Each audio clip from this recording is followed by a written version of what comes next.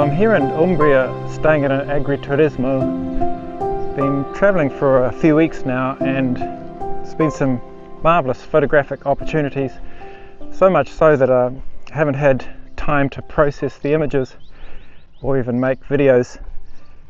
But in this week's video, I want to talk about local area corrections, because I think as a photographer you go through a number of stages in your development. The first is you accept what comes out of camera. Then you may get a bit frustrated with that, and you move on to doing global corrections, which are overall brightness and colour adjustments, maybe a bit of cropping, but just working on the image as a whole. And then I think the next stage of development as a photographer is when you start doing local corrections, or mask layers as they call them in Lightroom. And this really opens up the power of post-processing software. In the darkroom days, it's very similar to burning and dodging, where you would brighten or darken particular areas of a photograph. But in modern days, you can mask off particular areas quite precisely. You can increase saturation or sharpness in certain areas. You can remove parts of an image. So the potential to enhance an image is greatly increased.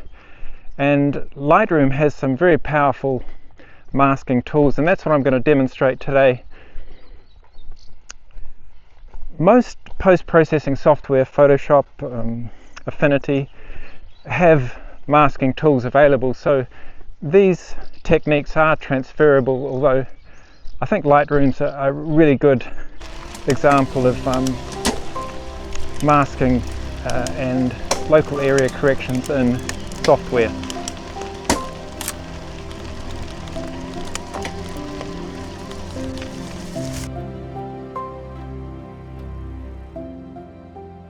So here's one of the images I've shot that would really suit local area corrections, because it's extremely high contrast, but because it's been shot as a RAW file, I can regain a lot of that shadow detail, and I can also regain the highlight detail which appears burnt out in the image straight out of camera. I could adjust this globally, just do global adjustments, but what I find with this sort of image, when I try and control the highlights and the shadows together overall, the image just starts looking a bit flat and insipid, and this sort of image then really suits local area corrections, because I can highlight the areas I want to draw the eye to and diminish the areas where I don't need much detail. What I'm going to do is pull this global correction back a bit and do my main adjustments via local area corrections. So that's a pretty good starting point. First thing I want to look at is I want to draw the viewer's eye to the subject, which is the cyclist moving through the scene. So I'll go to local area corrections, drag out a radial gradient. Radial gradient's very much like burning and dodging in the traditional darkroom, where you lighten or darken a particular area. So I can drag out this center oval, and that just really softens the edge. As soon as I apply one of the sliders, that red overlay goes away. I just want to brighten that area and reintroduce a little bit of contrast, and I find adding a little bit of warmth also helps highlight the area you want to highlight. I can move the mask around, I can resize it just to make sure it's covering the area I want. So I'm pretty happy with that. The next area I want to address is some of the very, very dark shadow in the tree trunk and the foreground, and maybe some of the background. So I'll create another radial gradient by going to the plus menu in the masks panel and down to radial gradient. Drag out the gradient, move it around so it's sized roughly over the trunk.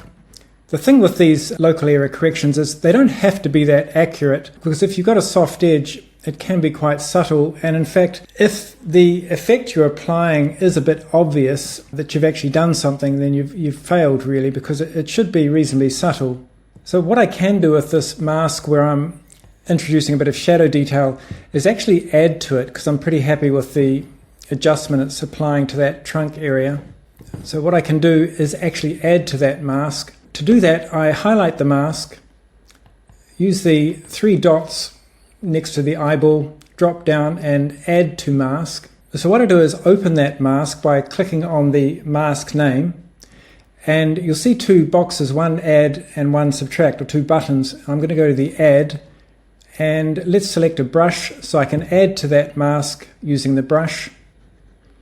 At the moment I've got the flow set to 50%, so it's only applying 50% at a time, so I can be quite subtle in the amount I apply. I can turn that mask on and off to see the effect.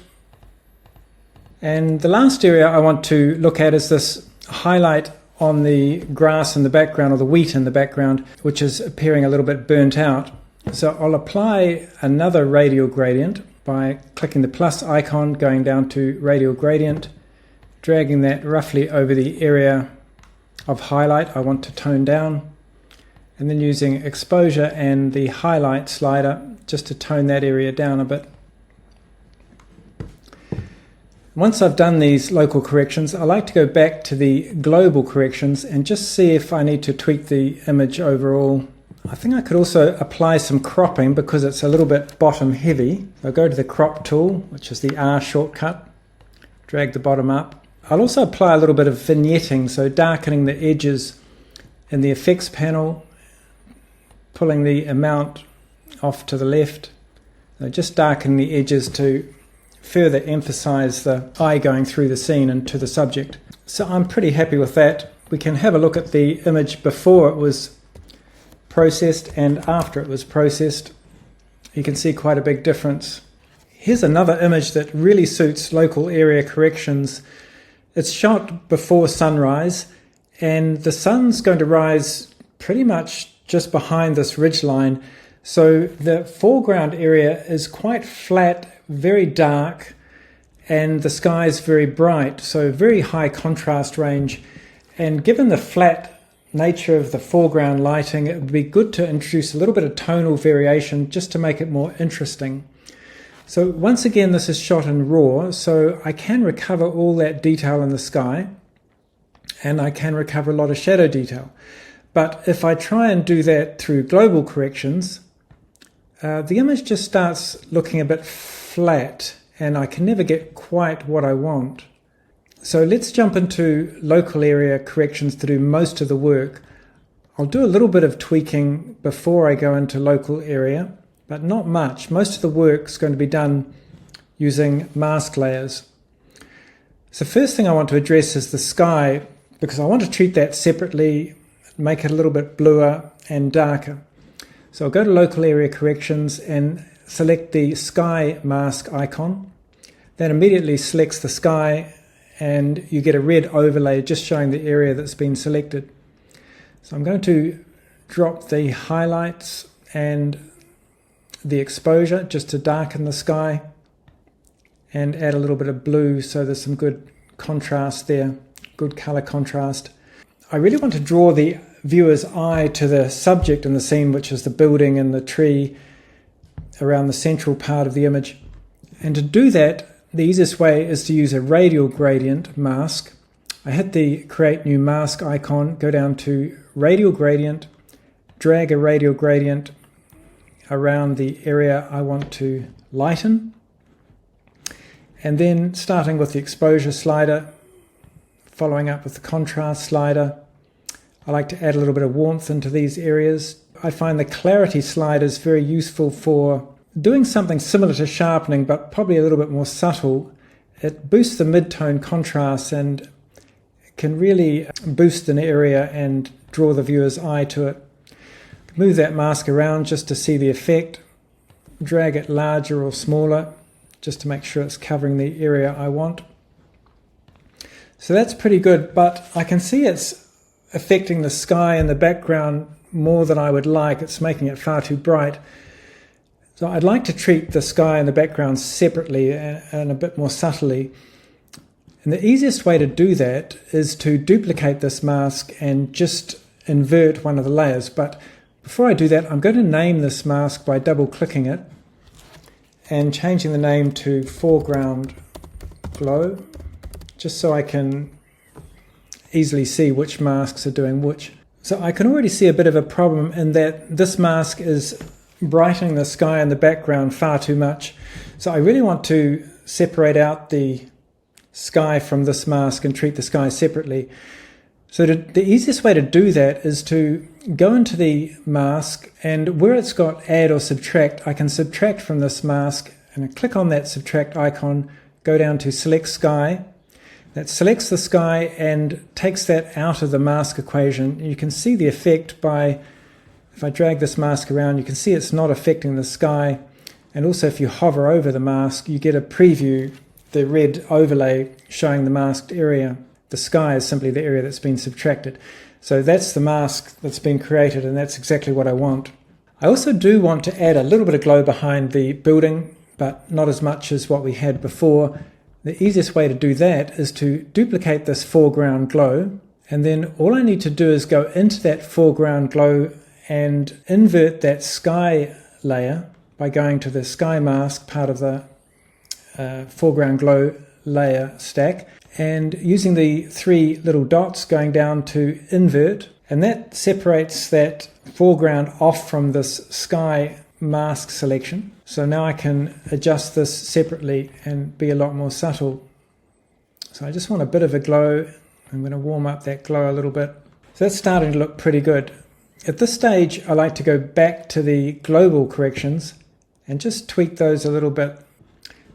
The good thing about the way Lightroom works is that it's quite non-destructive or non-linear in that you can keep going back and readjusting things that you adjusted before without destroying the image. I will add a little vignette to this as well, just to draw the eye in a little bit more. And we'll do a before and after. I'll get a version of that image as it came out of the camera. And there's the before and after. And I'll probably come back to this image and tweak it further once I've had a break from it. But it's already looking a lot more interesting than the image straight out of camera. So just to recap, as you're developing as a photographer, you'll go through stages where first you just accept what comes out of camera, then you get used to doing global adjustments, and lastly, and the most challenging area I think is being able to do local area corrections or layers or layer masking. And although this is the most challenging area, I think it really opens up the most potential. And as you learn these techniques, it'll change the way you photograph, because you start photographing for the edit, and that may mean that you adjust your exposure to the most optimum level, or you take several exposures with a view to combining them later on in Photoshop or Lightroom. And it's really exciting and rewarding to know that you have this extra level of control where you can make something out of a scene that's not quite right, but you know you have the potential to adjust it later and make it from an image that's just so-so to one that's really spectacular. So all the best of luck with your experimenting with layers and local area corrections, and I'll see you in the next one. Thanks for watching.